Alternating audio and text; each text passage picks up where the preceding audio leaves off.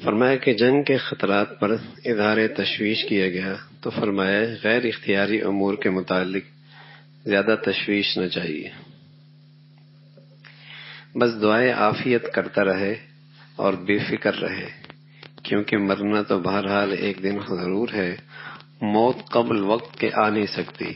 پھر فرمایا یہ عجیب بات ہے، ایک ساتھ 1000 آدمی بم گرنے سے مر جائیں تو اس سے بڑی وحشت ہوتی ہے، اگر وہی 1000 ایک ایک کر کے مختلف اوقات میں مرے جیسے کہ عموماً واقع ہوتا ہی رہتا ہے تو اس سے اتنی وحشت نہیں ہوتی۔ حالانکہ فرق کوئی وجہ نہیں، اگر ہر شخص یہ سمجھ لے کہ مجھے ایک دن ضرور مرنا ہے، چاہے اکیلا مروں چاہے بہت سے لوگوں کے ساتھ مروں، میرے لیے یکساں ہے، تو ایسے خطروں سے زیادہ وحشت نہ ہو، خوف زدہ نہ ہو۔ باقی یہ ہے کہ دعائیں عافیت کرتے رہنے چاہیے، اور جو اختیار میں تدبیر ہے وہ اختیار کرتے رہنے چاہیے، لیکن خوف زدہ رہنا اور بلا وجہ اس سے تشویش میں رہنا، یہ اس کی ضرورت نہیں ہوتی۔ جو چیزیں اختیار میں نہیں اس کے معاملے میں زیادہ تشویش میں نہیں پڑنا چاہیے۔ ہر شخص صرف اپنی ہی مرنے کا خیال کرے، دوسروں کے مرنے کا خواہ مخواہ کیوں تصور کرے؟ رہا اپنا مرنا وہ تو ہونا ہی ہے، جہاں اپنا مرنا تو وہ تو مرنا ہی ہے، اور یہ بھی یقینی ہے کہ نہ وقت مقدر سے پہلے واقع ہوگا نہ بعد ہو۔ جو میرے لیے موت کی گھڑی لکھی ہے، ساری دنیا حفاظت پہ آ جائے وہ تو مرنا ہی ہے، اور ساری دنیا مجھے موت میں دھکیلنا چاہے لیکن میری گھڑی نہیں آئی تو میری زندگی کوئی نہیں ختم کر سکتا۔ تو یہ یقینی ہے کہ نہ وقت مقدر سے پہلے واقع ہوگا نہ بعد کو۔ لا یستاخرون ساعۃ ولا یستقدمون، اس کی فکر میں پہلے سے کیوں خواہ مخواہ پریشان ہو؟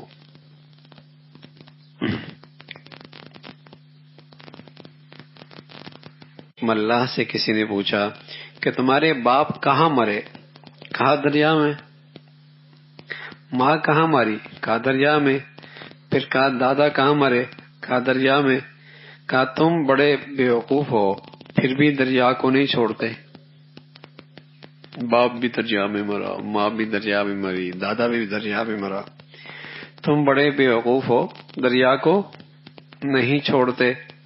اللہ نے پوچھا حضرت آپ کے والد صاحب کہاں مرے؟ کہا گھر میں۔ کہا دادا کہاں مرے؟ کہا وہ بھی گھر میں۔ اس نے کہا آپ کے بڑے بیوقوف ہیں، پھر بھی گھر میں رہتے ہو۔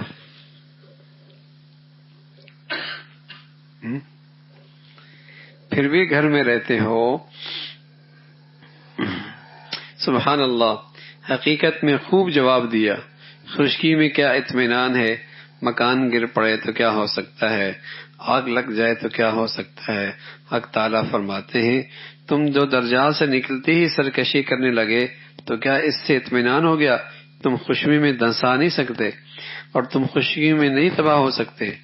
ہم تند ہوا نہیں بھیج سکتے، اگر تم اس کو بعید سمجھتے ہو کہ ہم اس پہ قادر نہیں، تمہیں دوبارہ کسی ضرورت کی وجہ سے دریا میں لوٹا دے، پھر سفر دریا کروا کر کشتی میں سوا کر کے تمہیں پھر غرق کر دے۔ تو اصل معاملہ تو اللہ کے اختیار کا ہے، نہ زندگی خشکی میں ہے، نہ موت دریاؤں میں ہے، نہ حفاظت خشکی میں ہے، نہ خطرات دریاؤں میں ہے، اصل ہے اللہ کا معاملہ۔ اللہ کا معاملہ ہے، جو گھڑی جہاں لکھی ہے وہ گھڑی وہیں آئے گی، بلکہ آپ کو وہ مقدر اٹھا کے وہاں لے جائے گا، مقدر اٹھا کے وہاں لے جائے گا۔ حضرت سلیمان علیہ الصلوۃ والسلام بیٹھے ہوئے تو فرشتہ آیا موت کا، تو ایک آدمی کو غور سے دیکھ رہا ہے، ڈر گیا کہ میرا وقت آ گیا۔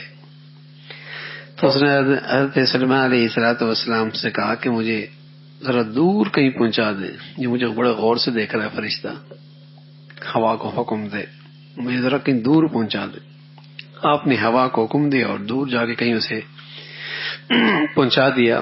تو پھر آپ نے پوچھا کہ آپ اسے اتنے غور سے کیوں دیکھ رہے تھے؟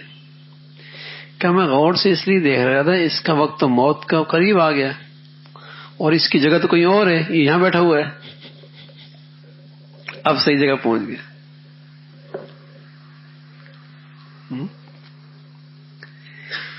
تو وہ گھڑی جہاں ہے وہ تقدیر پھر وہیں لے جاتی، تقدیر وہیں لے جاتی ہے۔ تو موت کے نقشوں سے نہیں ڈرنا چاہیے، عافیت ضرور مانگنی چاہیے۔ ہاں، اس کے لیے موت کا نقشہ وہی ہے جو اس کے لیے مقدر ہے، جو اس کے لیے مقدر ہے۔